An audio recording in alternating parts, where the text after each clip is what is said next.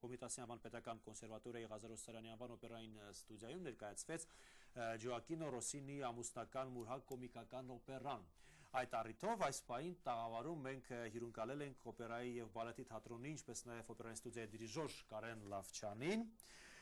ռեժիսոր Վարդան Վիրաբյանին եւ իմ գոլեգային երբեմնի մեր սիրված հաղորդավարոն երկրարավոտի Լուսինե Մկրտչյանին, բարի լույս։ Ահա թե որտեղ է թաքնված անակնկալը, սիրելի հեռուստատողներ, ես նշեցի սկզբում, որ մենք այսօր ունենք անակնկալ, հանդիպում իհարկե տան տիրոջ իրավունքով, այսպես Լուսինեին սիրով ուզում ողջունել եւ ուրախությամբ տեղեկացնել, որ այսօր Լուսինեն մեզ մոտ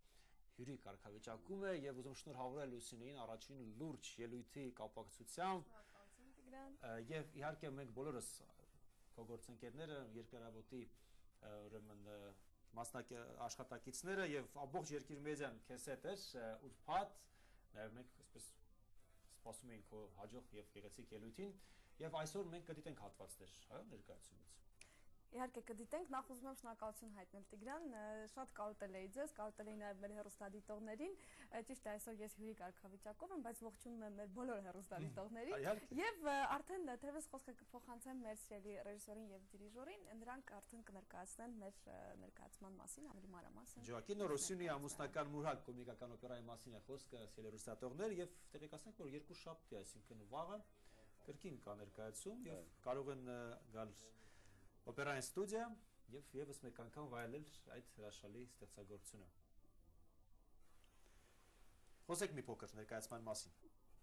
Նախ ասեմ, որ սա Ռոսինի առաջին օպերան է, որը գրել է 18 տարեկան հասակում։ Եվ սա դարել է Ռոսինի բոլոր մյուս օպերաների, այսպես ասած, նախահիմքը, որտեղ շատ նման արիաներ եւ նման մեղեդիներ մենք հետո հանդիպում ենք Ռոսինի ավելի հասուն ստեղծագործություններում եւ այս դեպքում առաջի փորձը շատ արդյունավետ է ստացվել, բեմադրվել է 1810 թվականին, որից հետո տարբեր բեմերում եղել է,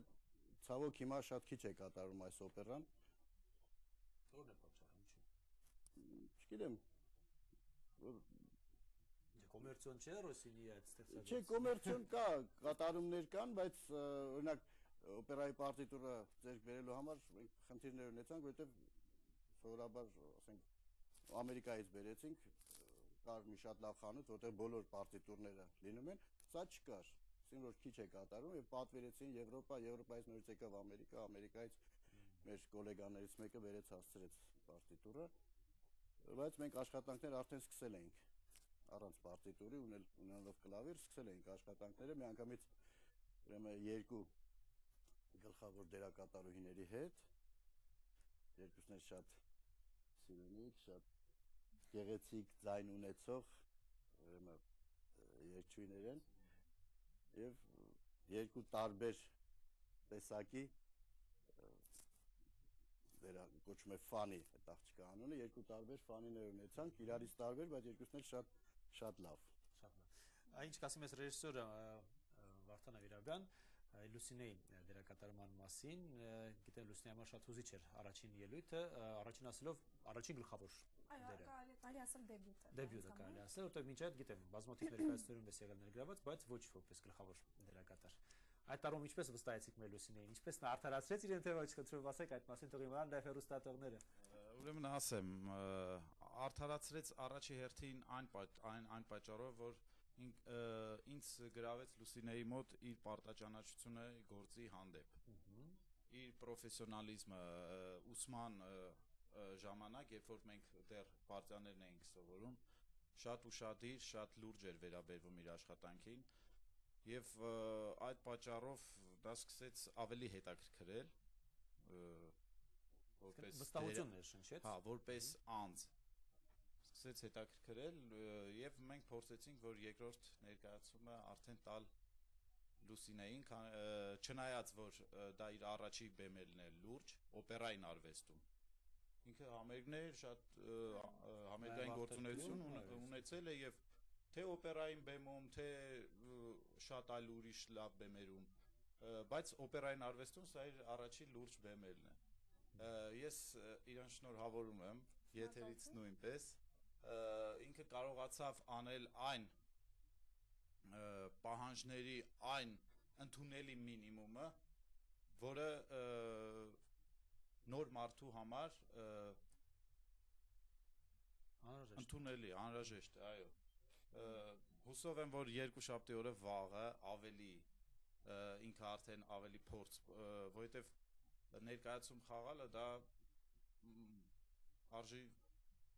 կարելի ասել, չգիտեմ, 20-50 փորձ համարժեք են իրար հետ մի ներկայացում խաղալ եւ փորձել այդ։ Մենք կարող ենք Լուսինեի հետ կապել մեծ հույսեր ապագայի հանդեպ եւ Լուսինեն միջազգային ասպարեզներում մենք պետք է որ լսենք նրա անունը շատ շուտով։ Միջազգային ասպարեզ ասելը մի քիչ հաջողության հետ կապված խնդիր է նաեւ։ Դու կարող ես լինես շատ լավը ու բախտը չժպտա ուղղակի, կարող է լինես սպասրեց լինես միջակ, բայց պրաբիված լինես։ Այդ իսկ պատճառով միանշանակ բոլոր տվյալները ունի։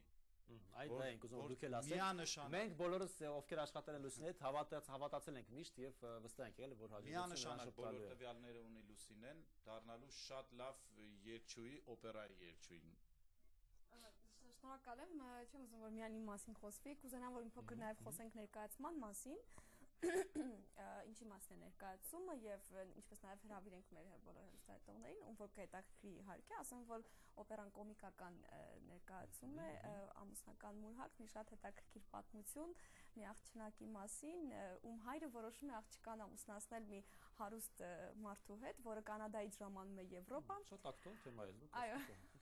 Եվ նրանք ամուսնական մուրհակ են կնքում ինչ որ պարտքեր են ունենում եւ որոշում են որ աղջկան ամուսնացնելով փաստորեն այդ պարտքերը կմարվեն կազածի պարտքերից բայց նա տեղյակ չի լինում որ աղջիկը պարզապես սիրահարված է մեկ այլ երիտասարդի եւ սիրում է ուրիշին որը այնքան էլ փող չունի եւ հայրը բնականաբար ուզում էր որ աղջիկը ամուսնանա հարուստի հետ եւ այդ այսպես ասած անznավորությունը հարուստ մարդը գալիս է որոշում է որ ծանոթանա աղջկա հետ աղջիկը անակնկալի է գալիս եւ վախեցնում է որ ես քեզ հետ չեմ ամուսնանալու ասում է ինչու ասում է որ մենք չենք ամուսնանա այդ պահին գալիս է նաեւ երիտասարդը ում նա սիրում է եւ նրանք երկուսով սկսում են վախեցնել որպեսզի ամեն ինչ ոսկով չլինի մենք ունենք հատվածներ հիմա հատվածներն են եւ հենց այդ պահն է որտեղ աղջիկը եւ տղան վախեցնում են այդ երիտասարդին ահաբեկում են որ դու գնա քո գործերով մենք մի խոսքով ես քո հետ չեմ ամուսնանալու եւ ամփոփ եմ մի փոքր մի անգամ այսպես վերջում այդ մարդը որոշում է որ լավ քանի որ նա բարեսիրտ է տեսնում է երիտասարդներն ինչպես են իրար սիրում ասում է որ ես այդ մուրհակը կզրոյացնեմ եւ այդ գումարը կնվիրեմ տղային դուք մի ամուսնացեք